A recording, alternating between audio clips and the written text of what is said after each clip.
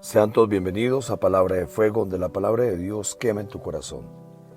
Del Evangelio de San Marcos, capítulo 6, versículos del 30 al 34.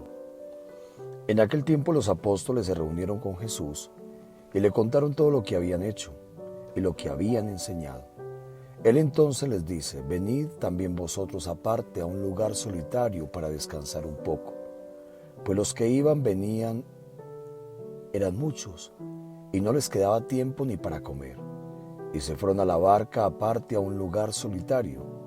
Pero les vieron marcharse y muchos cayeron en cuenta y fueron allá corriendo a pie de todas las aldeas y llegaron antes que ellos.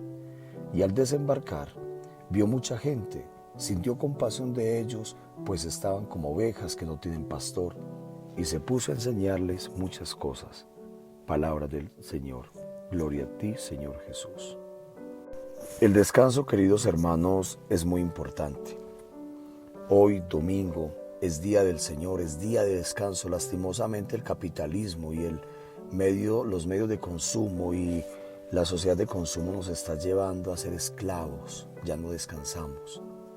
Pero el domingo es día del Señor y es día del descanso. Pero hay que tener en cuenta que el descanso en el Señor es un descanso especial. Los apóstoles regresaban de la misión que Jesús les había encomendado y habían expulsado demonios, habían curado enfermos, habían predicado el Evangelio. Estaban cansados, como se cansa un sacerdote, como se cansa un obispo, como se cansa una religiosa, como se cansa el Papa. Pero por eso Jesús, siendo consciente de ese cansancio, les dice: vamos aparte a descansar un poco. Hermanos, a veces creemos que los sacerdotes no sienten, que los sacerdotes no se cansan, que los sacerdotes son de palo, y por eso somos tan crueles y le pedimos más de lo que ellos pueden dar. A veces queremos que ellos no sean humanos, y ellos son humanos, porque Jesús no ordenó ángeles, ni la Virgen tiene el privilegio de celebrar la Eucaristía o de presidir la Eucaristía, ni un ángel tiene ese privilegio. Lo tiene un sacerdote, pero desde la debilidad, desde lo que es. El sacerdote siente como siente usted, llora como llora usted, sufre como sufre usted. A veces nosotros somos tan inhumanos con los sacerdotes que por eso los volvemos como los volvemos, porque tampoco les permitimos que descansen. Escuchemos. Hoy es domingo, día del Señor, y el Padre les hace una introducción muy interesante, y es el descanso. Resulta que el descanso del capitalismo no es el mismo descanso que nos pide el Señor. Es así como entonces en la escena de este evangelio se nos muestra cómo los discípulos, después de predicar, después de hacer tantas cosas, empezaron a descansar. Descansar en el Señor es muy diferente a descansar como descansamos los seres humanos normalmente. ¿Y cuántas veces nosotros no tenemos dolor por las otras personas? Y es aquí donde el Padre Alex hace una reflexión muy interesante. Nosotros juzgamos, señalamos al sacerdote y sabemos que Él es humano. Él siente dolores como lo sentimos nosotros.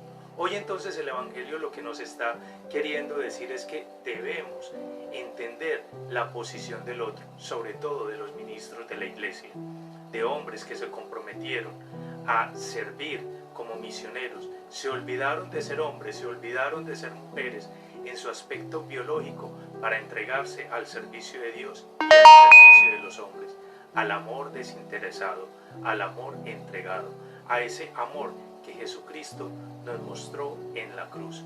Y hoy, en este domingo, cuando se presenta en el altar, Día del Señor, podemos nosotros entender ese amor y esa misericordia.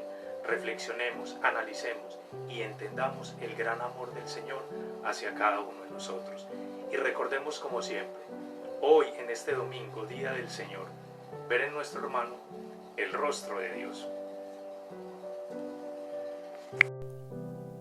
Hoy entonces debemos reconocer que es tan importante el descanso como es tan importante el trabajo.